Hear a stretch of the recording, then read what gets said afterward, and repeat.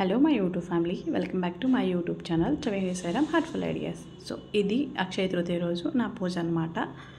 నేను కొంచెం లేట్గానే పూజ చేసుకున్నాను. వర్కౌట్స్కి వెళ్ళి వచ్చిన తర్వాత చేసుకున్నాను అనమాట. సో కొబ్బరికాయ కొట్టేసుకొని హారతి ఇచ్చేసుకొని పూజ కంప్లీట్ చేసుకొని మీతో మాట్లాడుతున్నాను. హలో అందరికీ, ముందుగా మీ అందరికీ కూడా అక్షయ తృతీయ శుభాకాంక్షలు. చూశారు కదా నా పూజ విధానం అంతా కూడా. నేను పూజ అంతా కూడా కంప్లీట్ చేసుకున్న తర్వాత మీతో ఒక 2 విషయాలు మాట్లాడదామని చెప్పేసి ఈ వ్లాగ్ అయితే స్టార్ట్ చేశాను. షార్ట్ వ్లాగ్గా చేద్దామని ఇప్పటికి ఒక 10 టేకులు తీసుకున్నాను, కానీ అవ్వట్లేదు. ఎందుకంటే నేను ఏదైనా ఒక టాపిక్ గురించి మాట్లాడటం స్టార్ట్ చేశానంటే అది ఒక 1 మినిట్లో అయిపోయేది మాత్రం కాదు. అందులోనూ నేను చెప్పాలనుకున్నది చాలా మంచి విషయం కాబట్టి ఒక 2 నిమిషాలు నా కోసం కేటాయించలేరా మీరు? సో ముందుగా అక్షయ తృతీయ అంటే ఓన్లీ గోల్డ్ పర్చేజ్ అనుకునే వాళ్ళు మాత్రం ఖచ్చితంగా ఈ వీడియో చూడండి. ఎందుకు అంటే చాలామంది ప్రముఖులు, పెద్దవాళ్ళు, తర్వాత పండితులు, అలాగే చాలామంది చెప్తూనే ఉన్నారు మనకి వీడియోల రూపంలోనూ లేదంటే గుళ్ళో ప్రవచనాల రూపంలోనూ చెప్తూనే ఉన్నారు. అక్షయ తృతీయ అంటే ఓన్లీ గోల్డ్ పర్చేజ్ చేయాలి అని ఒక పొల్యూటెడ్ మైండ్లో ఉన్నామన్నమాట మనము. యాక్చువల్గా అక్షయ తృతీయ అంటే ఏంటి అంటే ఈరోజు మనం ఏ పని చేసినా అది అక్షయంగా నిలిచిపోతుందన్నమాట.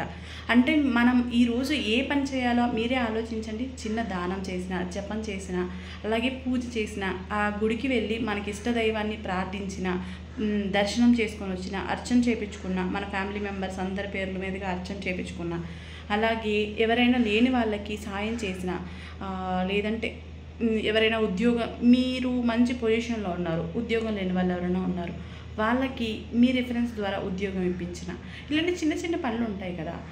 ఆ చిన్న పనులే మీకు లైఫ్ లాంగ్ మీరున్నా లేకపోయినా మీ ఖాతాలో, మీ శరీరం అనేది నశించుతుంది కానీ ఆత్మ అనేది నశించదు కదండి.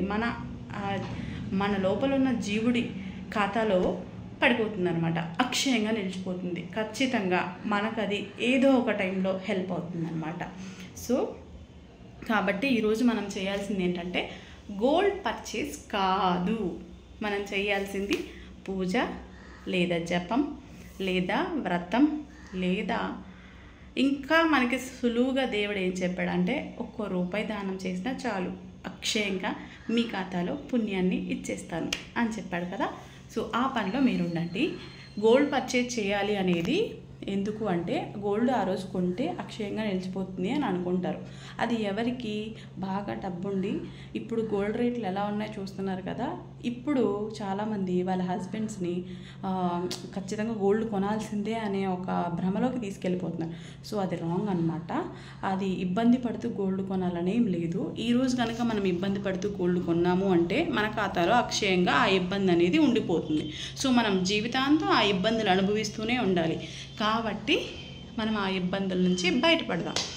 మనం ఇవాళ చేయాల్సింది ఒక చిన్న మొక్క తీసుకొచ్చి ఇంట్లో నాటినా సరే అది అక్షయంగా ఉండిపోతుంది.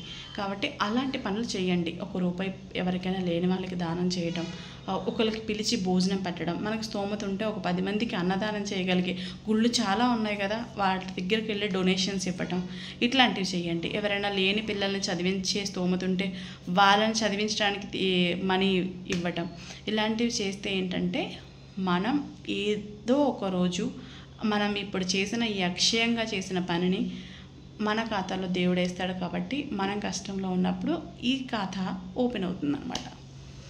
ఇది నేను మీతో చెప్పాలనుకున్నాను. పోరు కొట్టించుంటే ఏమనుకోవద్దు, ఓకేనా? ఇలాంటి మరిన్ని వీడియోస్తో మళ్ళీ మీ ముందుకు వస్తాను. నేను మీ త్రివేణి, సైనింగ్ ఆఫ్.